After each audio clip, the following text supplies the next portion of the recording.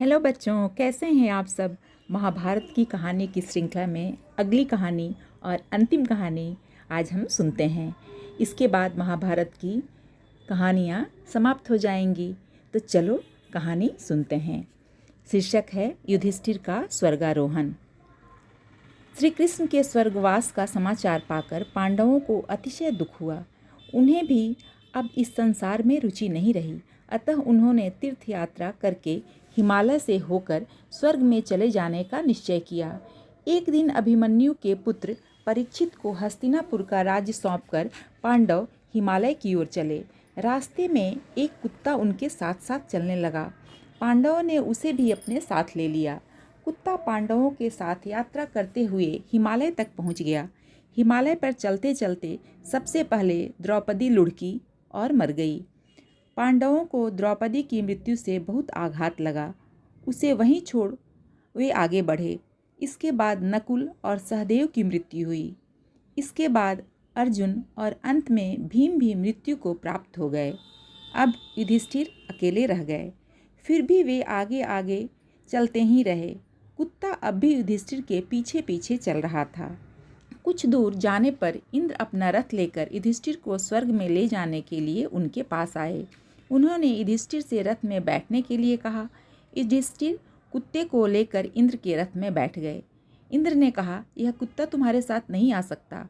स्वर्ग में इसके लिए कोई स्थान नहीं है। युधिष्ठिर बोले, यदि स्वर्ग में इस कुत्ते के लिए स्थान नहीं है तो मुझे भी स्वर्ग में नहीं आना है। यह कहकर युधिष्ठिर इंद्र के रथ से उतर गए। उन्होंने इंद्र से कहा, जिसने सतत मेरे प्रति निष्ठा रखी है उस मूक प्राणी को मैं यहाँ अकेले छोड़कर नहीं जा सकता। युधिष्ठिर अपनी बात पूरी करते इससे पहले ही कुत्ता अदृश्य हो गया और वहाँ धर्मदेव प्रकट हुए। वे युधिष्ठिर की परीक्षा लेने के लिए ही कुत्ते का रूप लेकर उनके साथ चल पड़े थे। युधिष्ठिर का जवाब सुनकर वे बहुत प्रसन्न हुए।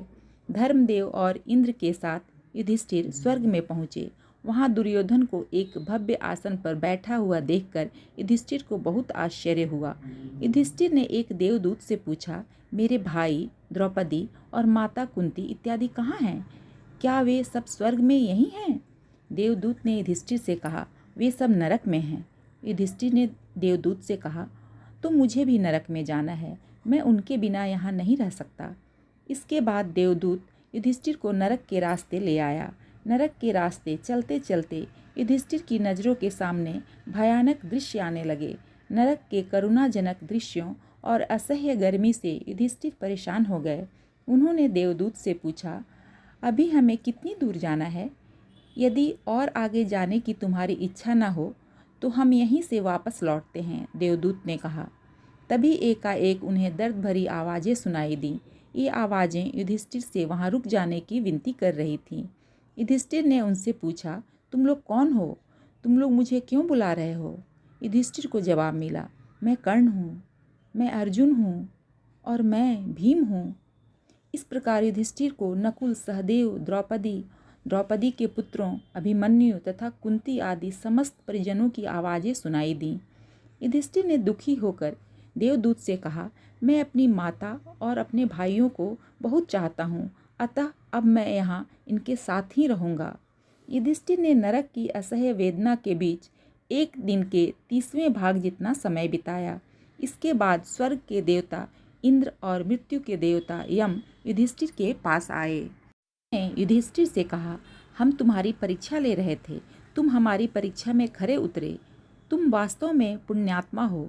तुम्हें एक दिन का 30वां भाग नरक में बिताना था, क्योंकि तुमने अपने जीवन में एक बार झूठ बोला था।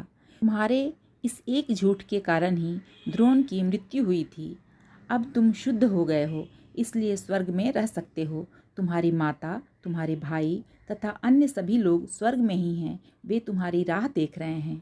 इस प्रकार युधिष्ठिर को अपनी माता कुंती, पत्नी द्रौपदी तथा अपने भाइयों सहित स्वर्ग में स्थान मिला। इन सब ने स्वर्ग में अनंत सुख और शांति का उपभोग किया। तो बच्चों, कहानी यहीं समाप्त होती है। फिर मिलते हैं हम अगली किसी नई कहानी के साथ। तब तक के लिए बाय बाय।